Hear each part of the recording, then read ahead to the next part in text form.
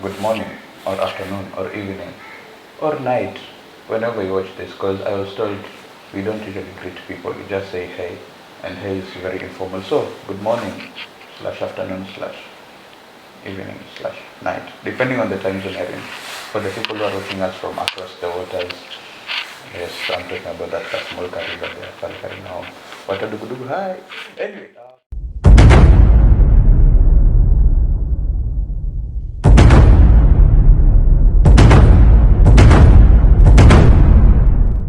So, yes, today we are going to be talking about something interesting, and it is what are we talking about? Aha, freedom. For the people who have watched Attack on Titan, you know how funny this is. Okay, so today we're going to talk about freedom, and it's not about like freedom fighting or freedom in the sense of independence or politics. It's more of personal freedom, because in as much as we see that the world has us confined to do some things and not do other things, like if this was somewhere in the 1950s, I would not even be able to sit in a kitchen because I'm a guy. You get what I'm saying? But the freedom we're talking about is self-freedom, freedom within. Because we realize that in as much as there are things that restrict us as human beings from doing other things, the ones that take the most impact are the ones that we put for ourselves. It's like we cage ourselves. And actually, the word cage will be used a lot of times. So uh, just be prepared to hear that one a lot. Anyway, we're going to be reading from the book of Galatians chapter 5 verse 1. I know I sound like I know the verse often, but I don't. So, it says, "It is for freedom that Christ has set us free.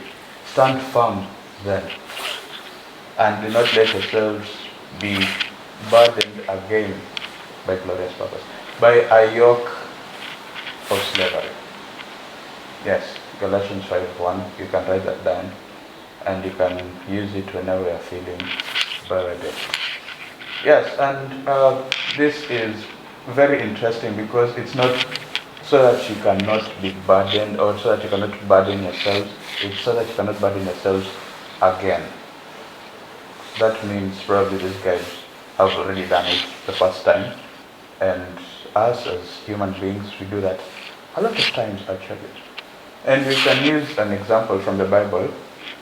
I really don't know how to pronounce this because I've grown up knowing it's pronounced this way. Then after like 14, 15 years of my life, I'm told it's pronounced this other way. So I'll just make up a name for him, and we will be using this name. This is our own code name for this guy, okay? So we're talking about the story of Isaac, Jacob, and E-Man. Let's call him E. Big brother E. Let's just call him E. So we all know the story that E was very hungry, and Jacob, was cooking. Actually, a very good chef. Chef Jacope. He should have started his own French restaurant. Then ratatouille happened. Anyway. So he was hungry. Jacob had cooked, and Jacob was very clever.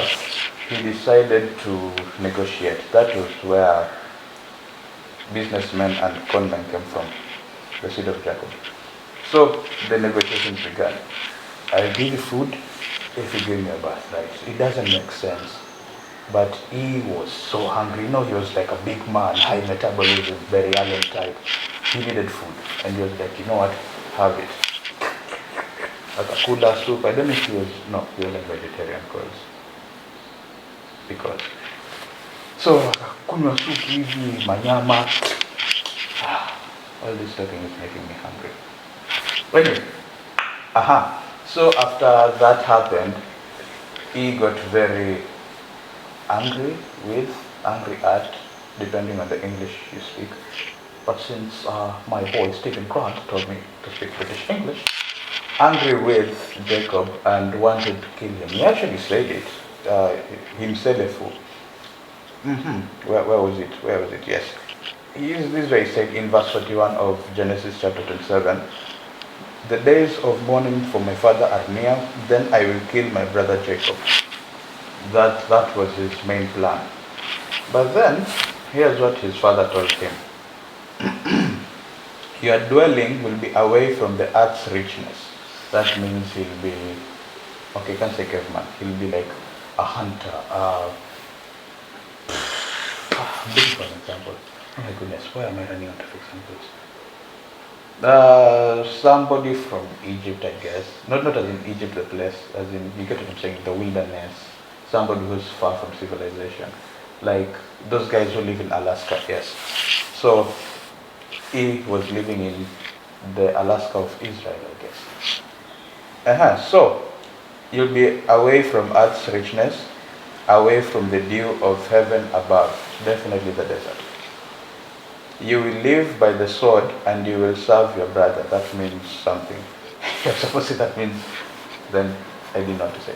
But when you grow restless, you will throw this yoke from off your neck. There's nobody else who was going to do it for him. It was his responsibility, it was his ability to actually decide, you know what, I'm going to let this slide and I'm going to live my life probably close to the city, like the outskirts, the suburbs. I hear Minnesota is really nice and all that. But then, that was what the father told him. I wish he could hand those bags for us. That's what his father told him, and this is what the Bible says. Esau, he held a grudge against Jacob because of the blessing his father had given him. He said to himself, that verse that I told about. But then he got into a situation where he was like, you know what, enough is enough. I am tired.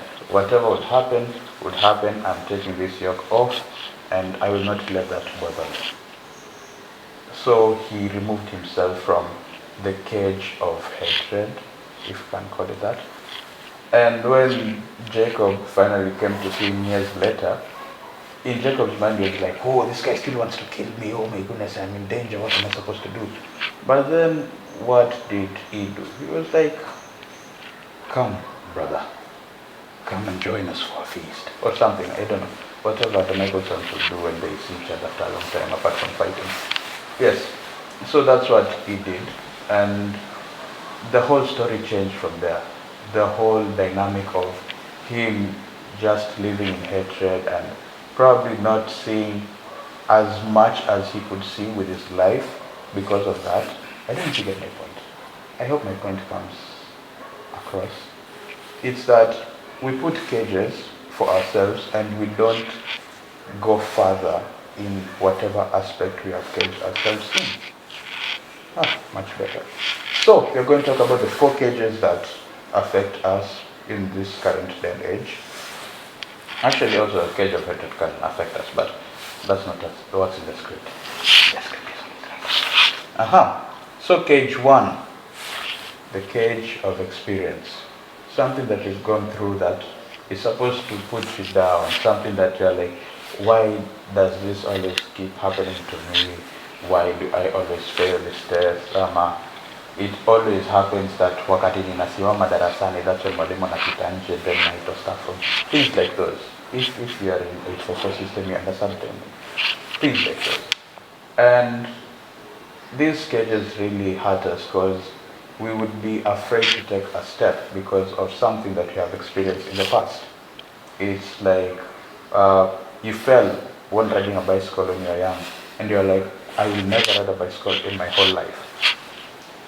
That cage can somewhat block you from enjoying motorcycles, if that makes sense, because bikes are basically the same thing. It's just like you go from a bicycle to a motorcycle. You get what I'm saying? It's more of you will not progress in that line. I don't mean when you fall from a bike you can't ride a motorcycle. No, I mean some experiences, the things that we go through, will stop us from experiencing better things in the future. I can see the future. Yes, in the future. And Cage number 2, cage of expressions. This is now what people tell us. This is what we hear from people. The example given here, I was reading earlier, and this makes a lot of sense. Let's give an example of 2 kids, child A, child B. So child A lives in a house where he's told that he's loved, that he can do whatever he wants to, like in life, like, and he'll achieve it. You can study this, you can do this, it's fine, we'll support you. And child B is told, you're a failure. There's nothing that you can do that will amount to something. Give them 20 years, like the same time period, and it's highly likely for child A to be successful than child B. It's how people treat us. If we hold that in our hearts and we let that like build a cage or build a foundation of we are not good enough, that will stop us from achieving our greatness in society, in our personal lives, in very many things. Because people will be like, yo, I hear you could draw, but why don't you draw nowadays? Like, anyway, it doesn't look that good. And somebody was like, yeah, I hear you could draw. Like, yeah, I am trying, but I'll keep on practicing and see where it will go. Give them 10 years. The guy who says he's practicing, and the guy who's like, no, it doesn't look that good. And that's why he stopped. Look at what they can do at that point in time. So, cage number 3. I told you this is very deep. This is relaxed. I know you're in a kitchen and usually things are frying, things are boiling, it's usually hectic, but today it's relaxed. It's more like we are making coffee or we are boiling water for tea. Not chai maziwa, because chai maziwa pe ufura. We are boiling water for like black tea. So, the cage of perfectionism. I will not lie, this cage is real. This cage. So this cage tends to be built one block at a time. Very true. It just doesn't happen at once. And it is when we respond to things. Like, let's say you have to do something a certain way, and that's the only way you see it can be done. In maths, especially high school, our math teacher used to tell us there are very many ways of killing a rat. I don't know what that had to do with math, but apparently that was something. And it was very, very true till I'm not flexing. I somewhat created my own formula that would solve simultaneous equations in Form 1. It was crazy, but there are very many ways of doing it. If I would have stuck to like substitution and sijaelewa, ikija kwa exam, I'm like, how am I supposed to do this? Okay, maybe using that as an example might be a bit, I could be like, so you're calling yourself a genius, eh? No. Let me use a better example. Yes, cooking ugali. There are those people who start with cold water, then stir the unga until the water boils. There are those people who start with warm water, then wanaeka unga. And then there are those people who wait for the water to boil, ndo waeke unga. They'll all cook ugali, right? They have their own different ways. But somebody who knows way A and way B can actually be more advantageous than the person who like sticks to way A alone. So what this means in our day-to-day life, not just in the kitchen, is that in life we don't always have to go the way we are told. Like, this is the path, this is the way. This is the for people who watch Mandalorian or Boba Fett, you understand that line. This is the way. So we always don't have to go in that line. Sometimes you can be told, learn like high school, then go to college, then get a job, something like that. But then you go through high school and you're really good, like your grades are really good, that you're actually offered a job. Will you turn down the job because you have to go to college first? That is a personal thing to do. That is a very personal thing to do. But that also shows you that you're not stuck in only one way. It's not only one path. You get what I'm saying? Like, you don't have to always follow it. You don't have to like follow this mold. It will always be perfect and things will work out. So Cage number 4, the cage of performance. This jacket is very heavy. It's very big, so that's not me. Anyway, cage of performance. This is about living to do something good or bad. Yes. This cage, by the way, you almost never notice it. Do you remember those days where in primary you'd be, let's say, number 2, and you're so happy that you're number 2. Then you go and tell one of your friends from another school, like, hey, I was number 2. Then somebody tells you, like, why were you not number 1? So that would also pressure you to be like, hey, yeah, although I have done good, I am not the best. And then I am not the best can turn into 2 ways. I am not the best, I will never be number 1. I am not the best, I need to work hard and do something about it. That's for you. That is not in the script, that's for you. And the cage of performance, it's something that we have grown with and sometimes we are comfortable with. Like since we are kids, we know this is the only thing that we can do. We can never branch out in any other way. We are supposed to be good example. Oh my goodness, what are my examples about food? I mean, granted you're in a kitchen. Good example is pumpkins. We all know that a pumpkin seed ikekwa hapa, hatutaivuna hapa. It will probably be somewhere else. And that's because it's supposed to perform a certain way. But then we have these vines. These are grapes. They move the same way as pumpkins, but they work differently. It's not about moving underground, it's moving on top of something. You get what I'm trying to say? It's that there are very many ways of getting to the end goal. There are very many ways of doing something. But everybody has their own, let's say, capability. Everybody has their own prowess. So do not, oh my goodness, this has gotten into another cage, the cage of comparison. Do not compare yourself with somebody else. It's this, oh my goodness, this one, a matatu. People inside a matatu are going to various locations, right? So everybody has their own destination. Although it's one matatu, kila mtu atashukia stage yake, si ndio? Wow, that was deep. And last but not least, yes, there's victory in Jesus. That was there. There is freedom in Jesus. That's what I wanted to say. In all of this, in as much as you can think, yeah, great, you told us we practice it. Also remember to involve God. Because if you look at the great kings in the Bible, the prophets, or people who did wonderful things, they're supposed to be marvelous, but that would be a very specific joke. People who did wonderful things in the Bible, before doing them, they one way or another consulted God. Either they praised, either they prayed. It's all about bringing God into the equation. It's like why? Oh my goodness, I have tried to put two formulas together. That is me. Pi r squared plus pi dh. That is how you find the volume of something, especially like a cylinder. Pi r squared plus pi dh. It's pi r squared area by dh, the height. Yeah. If you just try pi r squared, you will not find the volume of something.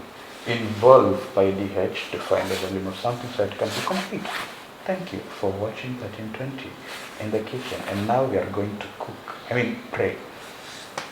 So bow your heads for word of prayer. Thank you, dear Lord, for this lovely episode, Carte, Blanche, episode 4. And I pray that even as the people who are watching this might be going through some specific cages that they have built for themselves, knowingly or unknowingly, I pray for that you may help them through, that you may help them see that they are the ones who can break the yokes of slavery. I pray, Father, thanking you for this lovely opportunity, for this lovely day that you've given us. I pray that you're going to be with us in all that we do today, this week, and even for the rest of the year. I thank you for the production team. I thank you for my co-host, though she's not here. I pray that you may be with all of us as the people of this world, that you may be with us throughout the years, that you may strengthen us, that you may help us see, Father, that you are always there for us. I pray, Father, that even as this week begins, may you be with us. May you help us involve you in our plans. May you help us involve you in our troubles as well. I thank you and I worship you. In Jesus' name I pray, trust me, I believe in. Amen. And now, a word from our sponsor, Mega. Have you always wanted to take coffee, but then you find after 30 minutes it's cold? Fear no more, because Mega, Mega is here for you. Made out of plastic and blah blah blah blah blah with aluminium and something something something. Mega never runs cold. Thank you for watching 1320.